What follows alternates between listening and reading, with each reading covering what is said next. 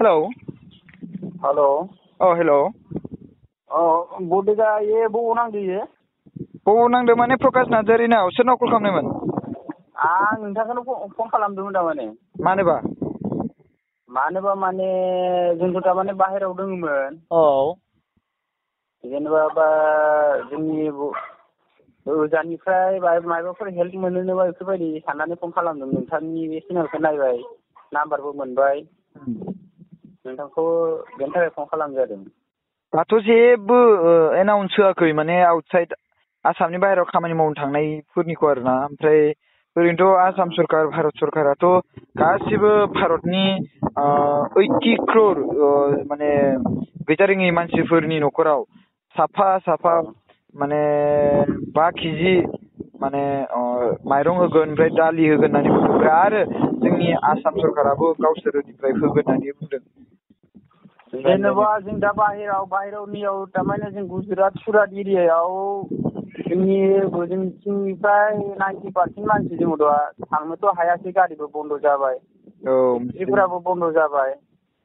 दा रासनफोराबोथ' सोलियाखैनो दा जि दङमोन जों जागासिनो दा सोलिगासिनो जागोन दे आङो नोंसोरनि माने थाखाय मोनसे भिडिअ बानायनानै होगोन बिनि सायावहाय ओरैनोथ' माने भिडिअ बानायगासिनो दंखायो अब्लाबो आं बिनि सायाव भिडिअ बानायगोन दे 90% मानसि दङ थारमाने गुजरात सुरात बे डिस्ट्रिक्ट सुरात जायगाया गुजरात गोलैयो ओरैनो स्टेटआ गुजरात डिस्ट्रिक्टआ सुरात गोलैयो बेफोरबायदि जायगायाव जों भट होफैगोन ना होफैया फैनानैलाय नोंसोरलाय नोंसोर फैनानै भट न'आव फैनानै भट होफैगोन ना होफैया भटथ' होनांगोन ना भटिं कार्ड जानायनि आरो जों थांनोनो हायिनि थाखायसो दा फासायना दोनजोबो जों दा बर'बो राभा असमिया जों जमानो फासायना दोनजोबो खमसे खम 90 जनसो गथ' जों जमा जाना दङ दा जों मिलायनानै सालायगासिनो जेनेबा सिगाङावलाय भट होगोन ना होआखैमोन सिगाङाव भट होदो दा आदसा लास्ट भटखौ सोरनियाव होनाय लास्ट भटआ बे जोंना बे हाग्रामायावनो सोलिगोन ना आदसा हाग्रामानियाव होदोंमोन ना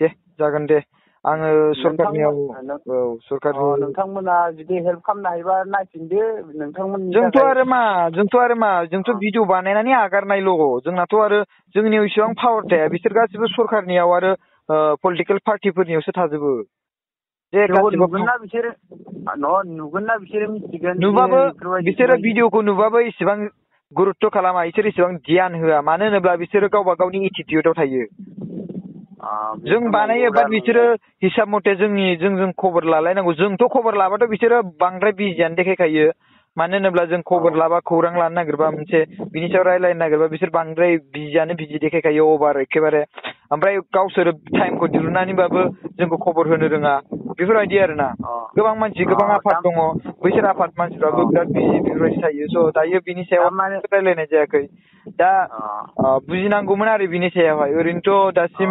जों दा जानाय थानायाथ' बेबस्थाया मोजां बे जायगानि मानसिफ्रा सानो जि जों थानायखायसो बेफोरबायदि प्रब्लेम जादों बेफोरबायदि साननायनि बाहाय मोनसे प्रब्लेम फैयो आरो जोङो बुंनायाव खोनानायाव मोननायाव बेफोरबायदि जाना दङ आरो थेवबो जों बाहेरायाव ओंखारनो हायि बायदि हिसाबै सोलिबाबो माने नुबाथाय नोंसोरखौ एसे बोरैबा सन्देह भाबै नायो आरोना ओमफ्राय बिनि थाखायनो गिनो गोनां जायो आरोना जों बाहेरनिफ्राय फैनाय ना जोंसो लाबोनाय बायदि बेफोरबायदि माने बिदि सानो आरो जों बुंफिननो हाया मानो होनबा बिसोरनि बाथ्राखौथ' बुजि मोनजोबो जों अलरेडि मिथियो बुंफिननो हाया आरो बुंफिनबाबो दाय जागोन मानो होनबा जोंनि जायगा नङा बेयाव बेफोरबायदिजों सलायना दोङो दा जेनेबा आंनाव दङ बेनाव दङ बिदि सलायगासिनो जेनेबा जों खमसे खम 90 जन मानसिया सोरबा फेमिलि दङ सोरबा बिना फेमिलि दङ डिस्ट्रिक्टआव दंबाय थायो आरो माबा मोनसे बेबस्था मोनोबा थांनो हानाय बा लांफैनो हानाय बेफोरबायदि माबा मोनसे बेबस्था बेफोरबायदि सानदोंमोन आरो दाथ' बिदि सिस्टेमथ' फुरा 31 मार्चसिम जोंना आसामा लकडाउन जादों ओरैनोथ' इण्डियाखौ लकडाउन होदों 21 सिम दासिम बेबायदि आपडेटथ' गैया आपडेट होबाथ' आं खोन्थाखागोन नोंसोरबो नायबाय थाबानो जाबाय निउसफोरखौबो मिथिबायना नायगासिनो जों दा नायनाया थारमाने मैया दाख्लै थारमाने जोंनि सुबुं थांदोंमोन थारमाने गोबां बर'फोर दं खोमा ना बेयावहाय नोंसोर थानाय जायगायाव खमसे खम 90% बर' मानसि दङ 90% माने जेनेबा हमना ला बोरै जेनेबा पार्सेन्ट बोरै हिसाबै हमदों नों बे पार्सेन्टखौ 100 जनाव 90 जन जों गथ' बर' सुबुं दङ बेयाव। आच्छा होमबा माने 100 जनसो दं आरोना नोंसिनि बे जायगायाव? 100 जनसो दङ। सोरबा फेमिलि गोनां, सोरबा फेमिलि एमब्रयडारि लाइनाव दङ, सोरबा चाइना रिटार बायदि बायदि हि दानाय आगर बानायनाय बेफोरबायदियाव थारमाने सेप्टिकआव फासायनाय दङ। आच्छा ओमफ्राय दा बेफोर खामानिया सोलियाखै नामा? खामानिया बिलकुल स्टप बे जायगायाव। आच्छा दाथ' आरो गासिबो बन्द'जोब ना अबाव सोलिनो ना? दा जानाय खिनिखौ जों बेबस्था खालामगासिनो बिथिंनिफ्राय जेनेबा जोङो लिडिं खालामोमोन माने जोंनि सिङाव आन्दाराव मावोमोन। दे जिखियानो जादोला नोंथाङा सरकारनि सायाव माबाफोर बुंनो सानदों नामा? बे नोंनि रायज्लायनायखौ आङो माने फोसावना होगोन। जों थारमाने सानदोंमोन आरो जे बे जायगानि जि दैदेनगिरि बे बाहाय बांला जोंखौ नायफिनोबा मोजां जागौमोन। आच्छा नोंथांनि नाम्बारखौ बुंना लानो हागोन नामा? 80 दे बुंनानै होबाय था। 8011 औ 3555 औ 06। आच्छा बेल' ना? ओमफ्राय गामिया जाबाय 2 नं Bothiamari, post office Kalbari, district Baksa, PS Tamulpur. आच्छा दे खेबसे नाम्बारखौ बुंना होफिनबावलाय। 8011 8011 3555 06।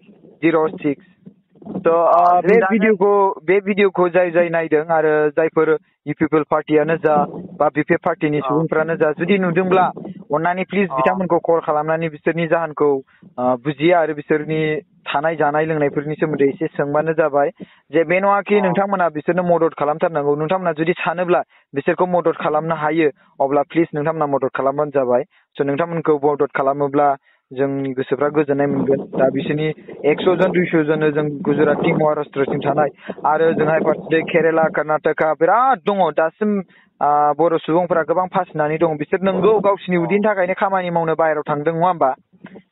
औ नंगौ बाट मा खालामनो दाथ' फुरा भाइरासनि थाखायनो मानसिफ्रा गोदाव सोराव जानानै दं। बेयावथ' आरो सरकारनि अनगायै बा सोरबा माने मालिक मानसिनि अनगायै रावबो बेखौ नायसननो हायि बायदि जाना दं आरो नङा होमबा?